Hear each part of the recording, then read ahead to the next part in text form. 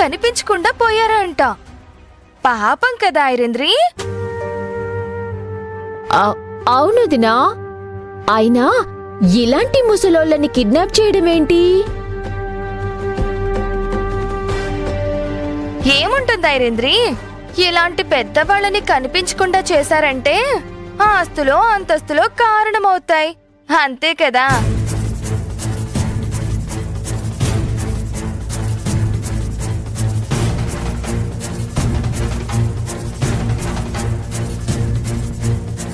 మీరిద్దరూ news paper చదువుతున్నారా లేక న్యూస్ ఛానల్ ఏమైనా పెట్టబోతున్నారా?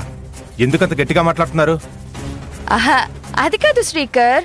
పాపం ఇద్దరు ముసలివాళ్లు కనిపించకుండా పోయారంట.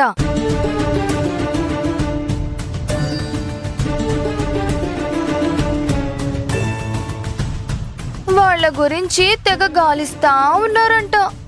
తెగ జాలేస్తోంది మాకు.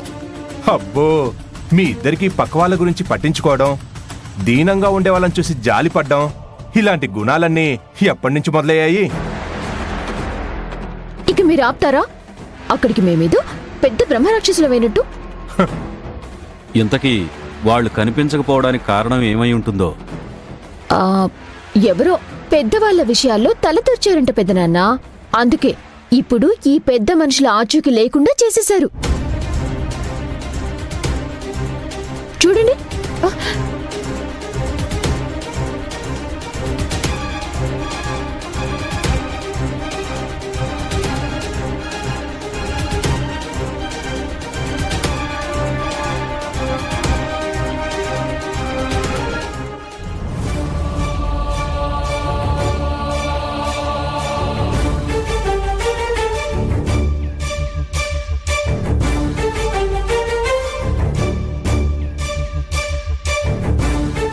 ఏమైందమ్మా? వాళ్ళెవరో నీకు తెలుసా? కనిష్క వీళ్ల ల్యాండ్నే కబ్జా చేసింది మావయ్య. దాన్ని ఆధారంగా చేసుకుని కనిష్క మీద కంప్లైంట్ ఇచ్చాం. ఆ కంప్లైంట్ ఆధారంగానే కనిష్కని జైలుకి పంపించాం. పాపం ఇప్పుడు ఈ పెద్దావిడ ఏమైపోయారు? అసలు వీళ్ళకేమైందో?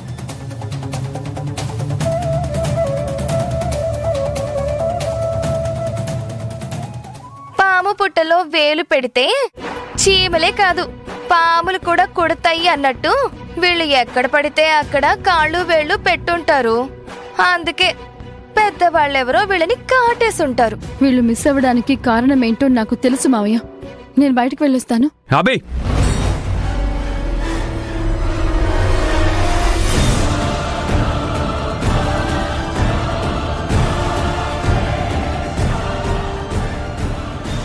చూడబి, నువ్వు అనవసరంగా లేనిపోని గొడవల్లో తలదూరుస్తున్నావు. దానివల్ల అందరికీ ప్రాబ్లమ్స్ వస్తున్నాయి. సమస్యలొస్తాయని మనం ఆగిపోతే తప్పు చేసేవాళ్లు ఇంకా చేసుకుంటూనే పోతారు.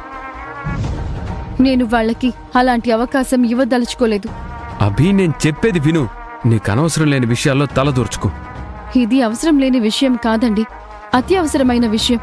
ఆ పెద్దావిడని పెద్దాయన్ని ఎలాగైనా నేను కాపాడాలి. అబే,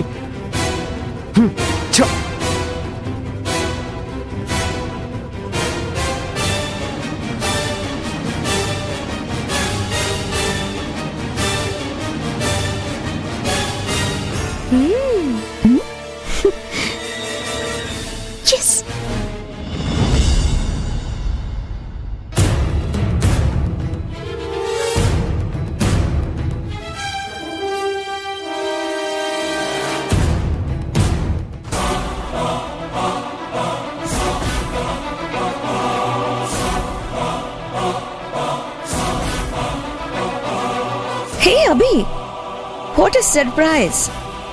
ఎలా ఉన్నావు? నేను ఎలా ఉన్నాను అనేది పక్కన పెట్టు. ఆ పెద్దాయన్ని పెద్దావిడ్ని ఏం చేశావు? ఎవరి గురించి మాట్లాడుతున్నావు అభి? నాటకాలు ఆడకు కనిష్క.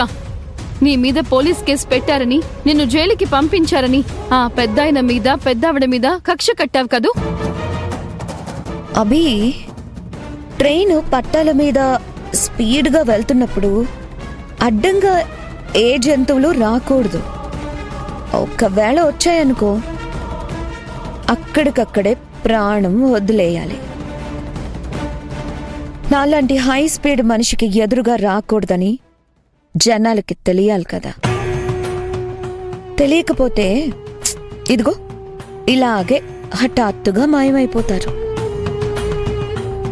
చెప్పు కనిష్క, వాళ్ళని ఏం చేశావు? వాళ్ళకి ఏమైంది? ఏమైనా అయి ఉండొచ్చు.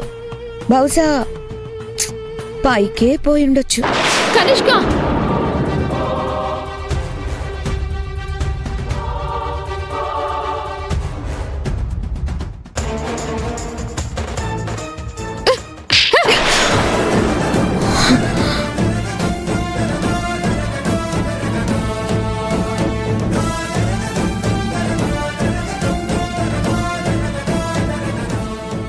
నన్నే కొడతావా? కొట్టడం కాదు, గొయ్యి తీసి గోతిలో పెడతాను. ఇప్పటి వరకు నువ్వు చేసిన తప్పులు సరిపోలేదా? ఇంకా పాపాలు మూట కట్టుకుంటూనే ఉంటావా?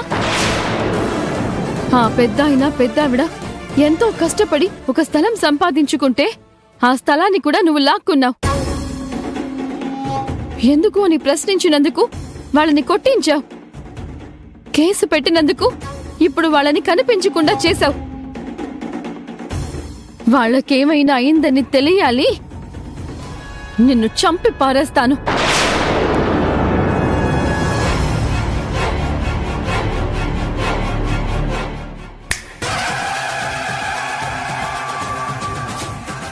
ఏంటి?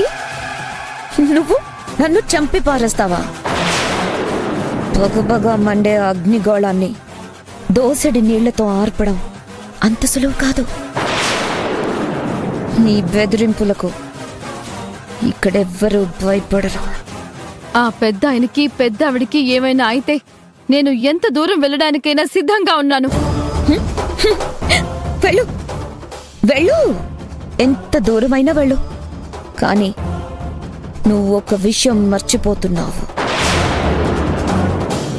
అభి, నువ్వు నన్ను జైలుకు పంపించినందుకే నువ్వు నీ ఇంటి గడప దాటి వాకిట్లోకొచ్చేలా చేశాను.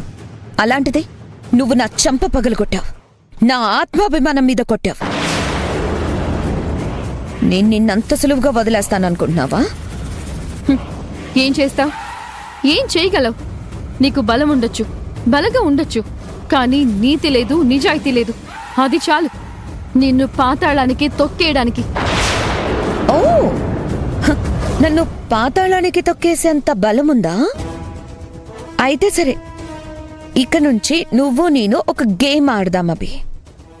నిన్ను ముప్పు తిప్పలు పెట్టడానికి నేను ప్రయత్నిస్తాను, నేను పెట్టే తిప్పల నుంచి తప్పించుకోవడానికి నువ్వు ప్రయత్నించు. నీ ముప్పు తిప్పలకి భయపడిపోవడానికి నేను మామూలు మనిషిని కాదు, అభిని.